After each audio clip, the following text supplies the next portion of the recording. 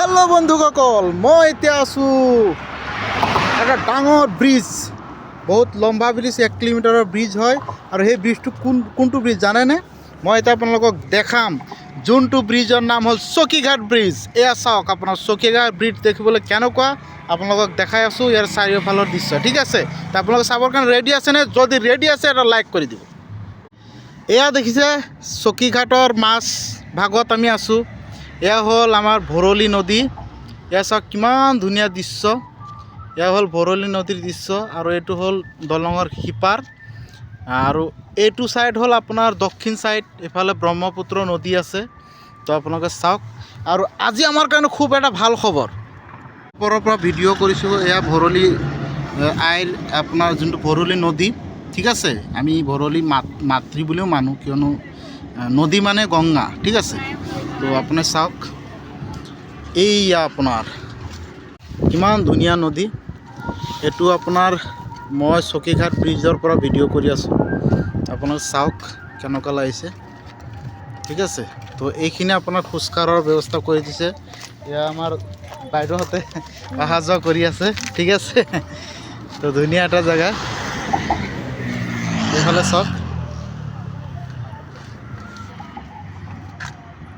মানুহ খোজ করার ধুনীয়া এটা ব্যৱস্থা কৰি দিছে আজি আমাৰ বহুত ভাল খবৰ আছে আৰু খবৰটো কি জানেনে আজি মোৰ ভতিজী ববি মালদাসে ভাল ৰিজাল্ট কৰি তাই এটা স্কুটি এচিভমেণ্ট কৰিব সক্ষম হৈছে তো চৰকাৰৰ ফালৰ এইটো ফ্ৰী কৰি স্কুটি দিছে এইটো এটা ডাঙৰ এচিভমেণ্ট হয় মানে আমি এইটো জানো যে ভালকৈ পঢ়া শুনা কৰিলে চৰকাৰৰ বহুত সুবিধা ল'ব পাৰোঁ আৰু কিবা কিবি পেকেজ লাহে লাহে চৰকাৰে দি আছে গতিকে ষ্টুডেণ্টসকল আপোনালোকে ভালকৈ পঢ়ক আৰু স্কুটি এচিভ কৰক মই এতিয়া আপোনালোকক স্কুটি দেখাম দেখিবলৈ কেনেকুৱা আপুনি চাওক স্কুটি ঠিক আছে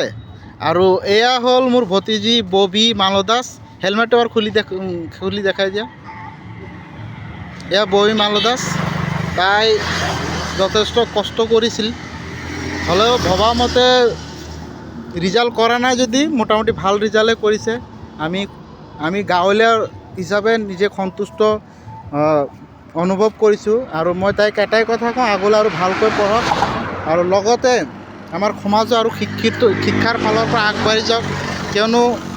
এনেকৈ আজিকালি ভালকৈ পঢ়িলে এয়া স্কুটি এচিভ কৰিব পৰা যায় চৰকাৰে চাওক কিমান ধুনীয়া সুবিধা দি আছে আমি সেইখিনি এচিভ কৰিব লাগে ঠিক আছে তো ভালকৈ পঢ়ক ষ্টুডেণ্টসকলক মই এটাই কওঁ ভালকৈ পঢ়ক ভালকৈ পঢ়া শুনা কৰি আপুনি চৰকাৰী যিখিনি সুবিধা এইখিনি লাভ কৰক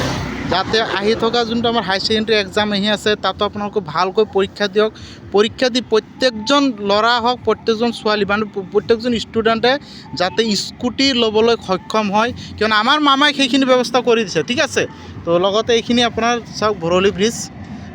এয়া মই আছোঁ বৰ্তমান নতুন ল' কলেজৰ সন্মুখত এয়া আপোনালোকে দেখিছে মোৰ পিছফালে এইটো হ'ল ল' কলেজ আৰু ইয়াত এতিয়া ষ্টুডেণ্টবিলাক আহি ইয়াত পঢ়িব পাৰিব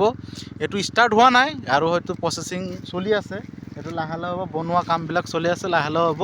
এতিয়া বহুত ল'ৰা ছোৱালী জামুগুৰি অঞ্চলৰ ল'ৰা ছোৱালীৰ কাৰণে এইটো সুবিধাজনক হৈছে দূৰণিৰ পৰা আহি পেলাই পঢ়িব পাৰিব ঠিক আছে তো তাৰ কাৰণে মই এজনী ষ্টুডেণ্টক আপোনালোকক দেখাম তাই ৰেডি আছে এইটো কলেজত পঢ়িবৰ কাৰণে বৰ্তমান তাই TSB কলেজত পঢ়ি আছে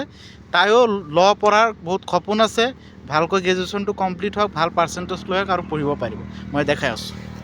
আপোনাকতো কৈছিলোঁ এজনী ভতিজা এইফালে চাই দিয়া এই এতিয়া ল' কলেজ মানে তাইক দেখাইছোঁ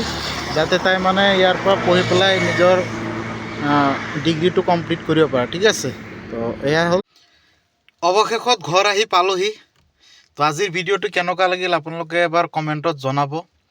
তো ইমানতে সমাপ্ত কৰিছোঁ জয় অসম ভাৰত মাতা কি জয় জয় হিন্দ